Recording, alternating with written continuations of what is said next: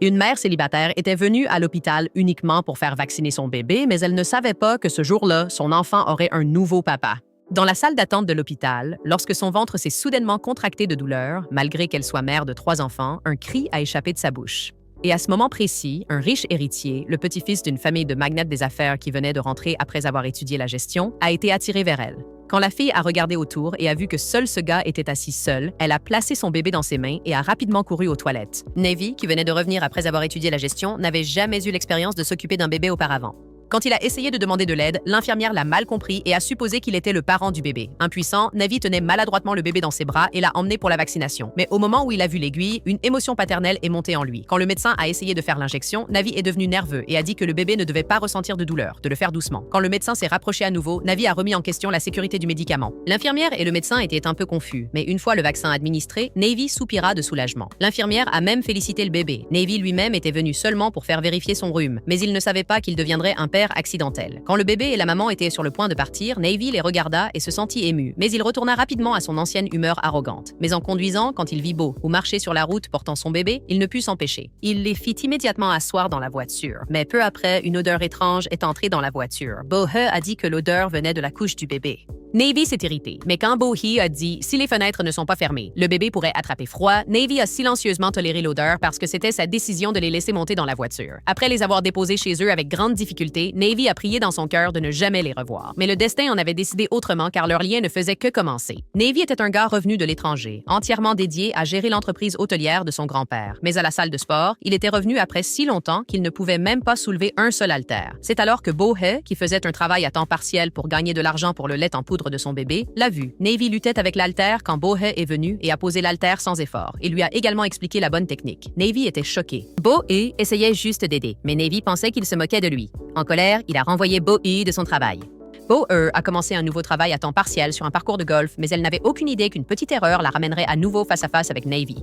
Son coup de golf a frappé Navy qui était venu inspecter le parcours. Bo-he a essayé de s'éclipser après l'avoir vu, mais Navy l'a attrapé. Navy était surpris de l'avoir décroché le téléphone autant de fois. Bo-he a expliqué qu'elle le faisait pour gagner de l'argent pour le lait en poudre. Navy était un peu dubitatif au début, mais dès que Bo-he a entendu que Navy était le petit-fils du président, elle a été complètement choquée. Navy pensait qu'il se débarrasserait enfin d'elle. Mais le lendemain matin, en se préparant à aller au bureau, il a vu que Bo-he était maintenant devenue la secrétaire de la belle-fille aînée de leur famille. Cette fois, Bo-he a utilisé une méthode complètement nouvelle pour le saluer, et Navy s'est sentie complètement mal à l'aise. Mais ce jour-là, alors qu'ils rentraient tous les deux chez eux après le travail, dès que Navy a voulu détacher la ceinture de sécurité de Bo-he, leurs lèvres se sont accidentellement touchées. Bo-he ouvrit immédiatement les yeux, et Navy fut absolument choqué. Il recula d'un bond et dit « C'était une erreur, un malentendu ». Bo-he, complètement calme et posé, se contenta de le remercier pour le trajet de retour et ne réagit pas du tout au baiser. Dans l'esprit de Navy, cette scène se répétait en boucle. Quand il est rentré chez lui et s'apprêtait à se brosser les dents, le souvenir de ce baiser a complètement perturbé son esprit. Ce qui le blessait le plus, c'était l'attitude de Bo-he, comme si de rien n'était, alors que lui était encore si affecté. D'un autre côté, Bo-he était occupé à s'occuper du bébé. Le lendemain matin, quand Navy est sorti de chez lui, il a vu Bo-he nettoyer sa voiture. En la voyant, Navy est devenu si gêné qu'il est parti sans rien dire, tandis que Bo-he restait là, l'air confus. En arrivant au bureau, Navy l'a rencontré à nouveau dans l'ascenseur. Cette fois, il a essayé d'appuyer sur le bouton pour fermer la porte, mais Bo-he a arrêté la porte de l'ascenseur avec son pied de Hong Kong. Quand Bo-he s'est approché, Navy s'est collé dans le coin comme un enfant qui avait fait une bêtise. Bo-he a compris que tout cela était à cause de la nuit dernière. Bo-he lui a dit « J'ai tout oublié ». Toi aussi, oublie ça, pas besoin de dire désolé. Navy a insisté qu'il n'avait pas de mauvaises intentions, et ils ont convenu qu'il n'y avait rien entre eux. Bo-he a dit avec désinvolture « De toute façon, tu n'es pas mon genre ». En entendant cela, le petit cœur de Navy s'est légèrement brisé, et juste à ce moment-là, d'autres personnes sont entrées dans l'ascenseur, mettant fin à l'embarras. Au bureau, Navy a commencé à trop réfléchir à tout cela encore plus. Pendant ce temps, Bo-he s'est disputé avec son patron à propos d'une affaire personnelle. Quand Navy l'a appris, il s'est précipité là-bas. Initialement, ne voulant pas s'impliquer, mais se souvenant du caractère colérique de sa sœur, il est intervenu et a sorti Bo-he de la situation. Dehors, Navy plaisanta un peu, alors tu tirais les cheveux de ton patron en te battant. À ce moment-là, soudainement, du sang sortit du nez de Bo-he et comme un chat de dessin animé, elle l'essuya sur son visage. Navy l'a doucement nettoyé avec son mouchoir. Et à ce moment-là, une atmosphère douce, légèrement romantique, s'est développée entre eux. Navy a commencé à ressentir quelque chose et s'est immédiatement enfui de cet endroit. La vie de Bo-he est devenue plus difficile au bureau lorsque son patron a délibérément commencé à la harceler, l'envoyant faire de petites courses encore et encore, la surchargeant de travail. Après avoir travaillé toute la journée, quand Bo-he rentra chez elle, ses pieds étaient meurtris, alors qu'elle marchait pieds nus et fatiguée dans la rue. Navy la vit. Au début, il l'ignora, mais ensuite il arrêta la voiture, regarda son état et décida de l'aider. Au début, il pensa que Bohe était peut-être ivre, mais quand il vit ses pieds meurtris, il enleva ses propres chaussures et les lui donna. Bohe hésita d'abord, mais accepta ensuite son offre bienveillante. Quand Navy se pencha pour attacher les lacets, Bohe bougea soudainement et Navy tomba. C'était un moment gênant, mais Navy attacha de nouveau les lacets. Même si les chaussures étaient un peu grandes, le confort entre eux a commencé à s'accorder. Navy plaisante en disant que l'odeur des pieds de Bohe l'a fait s'évanouir, mais Bohe le prend au sérieux et lève réellement son pied pour vérifier.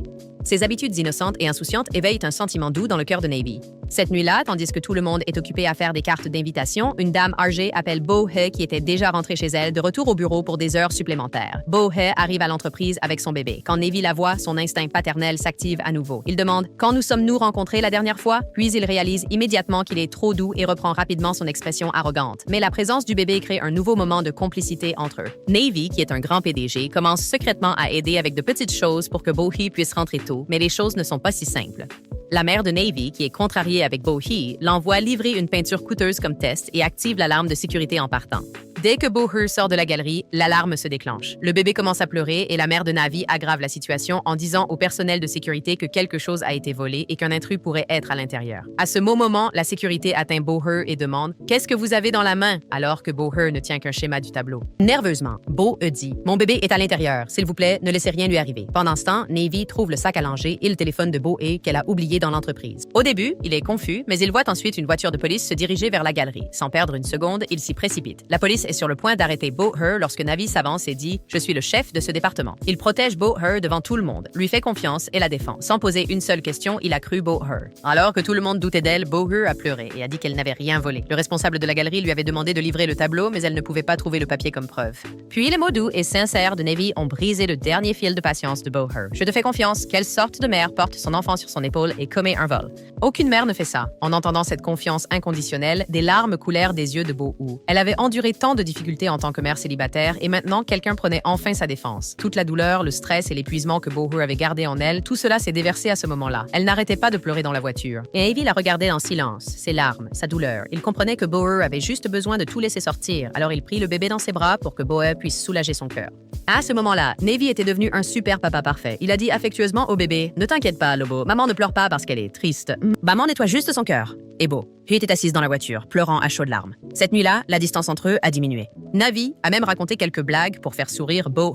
Sa personnalité innocente, confuse et légèrement maladroite a touché Navy en plein cœur. Mais à ce moment doux, une odeur étrange a commencé à remplir la voiture. Navy était confus. « Attends, d'où vient cette odeur? Pourquoi ça n'arrive que dans ma voiture? » Quand Bohe a essayé de sortir pour changer la couche, Navy l'a arrêté, inquiet que le bébé prenne froid.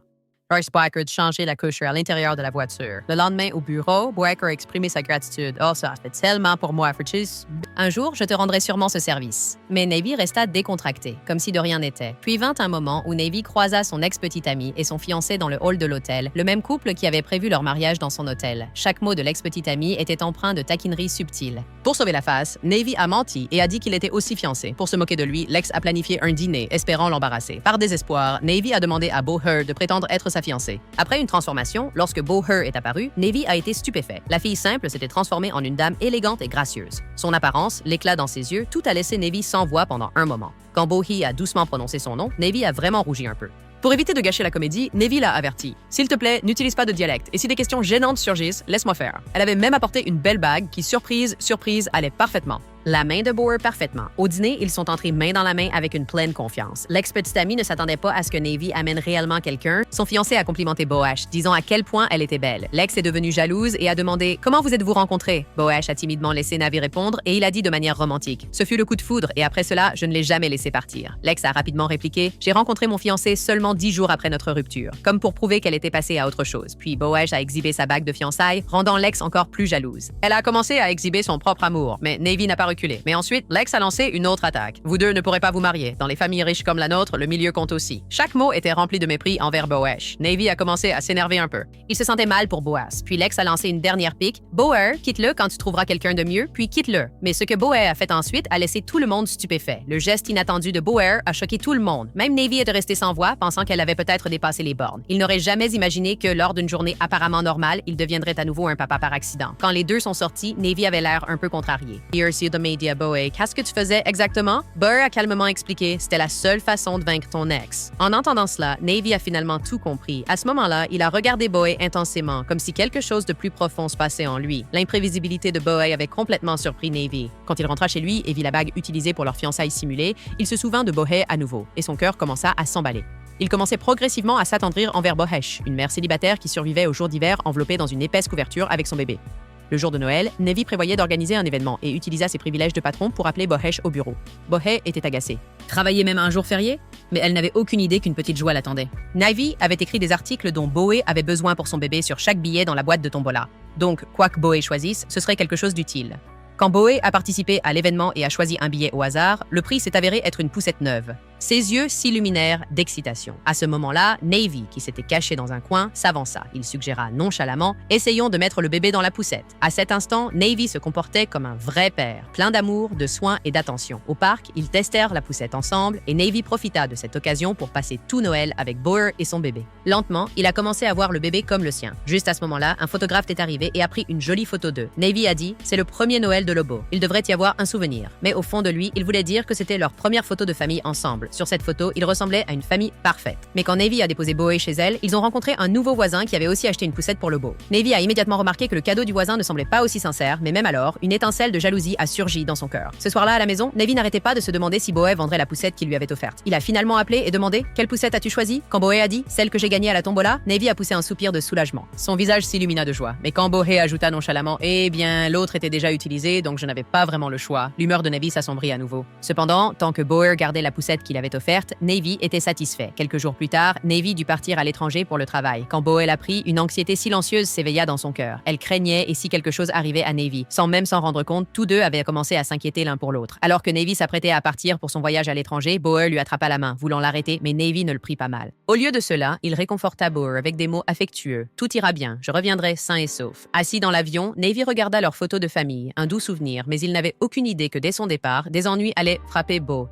La mère de Navy profita de l'occasion et élabora un plan pour faire licencier Boer de l'entreprise. Elle dit au directeur de confier à Boer la tâche de livrer un tableau coûteux, mais Boer ne savait pas qu'un traceur avait été secrètement placé dans sa voiture. En livrant le tableau, une voiture freina soudainement devant elle et elle s'arrêta. Elle est immédiatement sortie pour vérifier la situation, sans se rendre compte qu'un motard s'était approché discrètement par derrière. Le conducteur de la voiture devant n'arrêtait pas de s'excuser et proposait de dédommager. Pendant ce temps, le motard a volé le tableau en secret. Boer a seulement pris quelques photos et une carte de visite, pensant que tout allait bien, mais quand elle est arrivée à destination et a vu que le tableau manquait, elle a été choquée. Son patron a immédiatement décidé de la licencier. La mère de Navy a également blâmé Bohush, l'accusant d'avoir délibérément caché la peinture. Le cœur de Bohush s'est brisé, elle a seulement dit « Je ne pourrais jamais faire une chose pareille ». Pendant ce temps, Navy a appelé Bohar depuis l'étranger. Dès que Bohar a entendu sa voix, elle a éclaté en sanglots. Navy n'arrêtait pas de demander « Tout va bien ?» Mais Boé a simplement répondu « Je suis juste ému d'entendre ta voix » et a terminé l'appel, essayant de cacher sa douleur. Pour gagner de l'argent, Boé a commencé un travail à temps partiel dans une station de lavage de voitures. Navy lui envoyait des messages tous les jours, mais Boé ne répondait jamais car la distance entre eux commençait à se faire sentir. Après avoir terminé son projet, Navy est revenu et a appris par madame que Boé avait été licencié. Navy est allé immédiatement voir sa mère, soupçonnant qu'elle était derrière tout cela. Il n'avait maintenant qu'une seule mission, retrouver Bohar. Il a obtenu l'adresse du voisin de Bohar et s'est dirigé vers le centre de lavage de voitures. Là, il a revu Bohar et cette ancienne chaleur entre eux est revenue en un instant.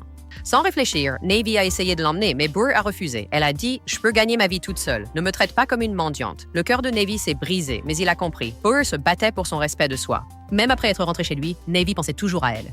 Les petits moments de complicité qu'ils avaient partagés pendant tous ces jours avaient rempli son cœur de sentiments profonds, bien qu'il ne les ait jamais exprimés. Quand il a vu Boy travailler seul en heures supplémentaires au lavage de voiture dans le froid, cela lui a fait mal au cœur. Juste à ce moment-là, un pistolet à haute pression a perdu le contrôle et allait frapper Boer. Sans réfléchir, Navy a sauté devant elle sans se soucier de sa propre sécurité. Enfin, il a avoué ses sentiments. L'amour peut vous emmener au-delà de toutes les limites. L'amour donne toujours la force d'oublier tout et de faire n'importe quoi. Le lendemain, lorsque l'héritier de la famille Shibol voit la fille qu'il aime en danger, il n'hésite pas une seconde. Il se précipite pour la sauver et en la sauvant, il finit par se blesser grièvement. Navy a été emmené à l'hôpital. Après l'opération, il était hors de danger mais inconscient. Bohey s'est assise dans un coin en pleurant et s'est excusé à plusieurs reprises auprès du président. Navy est dans cet état à cause de moi. Le président n'a pas dit grand-chose. Il a simplement vu la douleur sur le visage de Boaz. Quand Bohey a demandé à rester aux côtés de Navy à l'hôpital, le président ne l'a pas refusé. Quand le président vit que son petit-fils, Navy, avait risqué sa vie pour cette fille et que cette fille veillait maintenant silencieusement sur lui jour et nuit à son chevet, il ne dit rien. Il approuva silencieusement la demande de de Boer, et à partir de ce jour, Boer ne quitta jamais le côté de Navy. Chaque petit besoin, chaque moment de soin, elle le faisait de ses propres mains. Pendant ce temps, la mère de Navy, Ark, qui était encore en prison, a reçu la nouvelle que son fils avait été blessé dans un accident de voiture. Son cœur s'est brisé. La culpabilité de ses actes a commencé à la ronger de l'intérieur. Comme elle avait avoué ses crimes et accepté toutes les accusations, elle a obtenu une libération anticipée sous caution et sans perdre de temps, elle s'est précipitée à l'hôpital. En voyant son fils allongé sans vie sur le lit d'hôpital, elle s'effondra, les larmes aux yeux, le regret dans le cœur. « J'avais tort, tout était de ma faute !» dit-elle sincèrement, demandant pardon. Quand ses yeux rencontrèrent ceux de Bohi, qui était assise près du lit de Navy jour et nuit, elle ressentit pour la première fois un nouveau sentiment d'acceptation. Elle réalisa que Bo, c'était lui qui rendait vraiment son fils heureux. À ce moment-là, Bohi parla aussi du fond du cœur. « Si Navy ne se réveille jamais, je resterai quand même avec lui toute ma vie. Je renoncerai à tout pour lui. » Il y avait de la vérité dans ses yeux et une promesse, non pas de mots, mais du cœur. Puis un jour, un appel est venu de l'hôpital. Le patient a repris conscience. Sans perdre une seconde, Bohi a couru. Son cœur battait la chamade, ses yeux remplis d'espoir. Mais quand elle est arrivée dans la chambre, le visage de Navy était complètement inexpressif.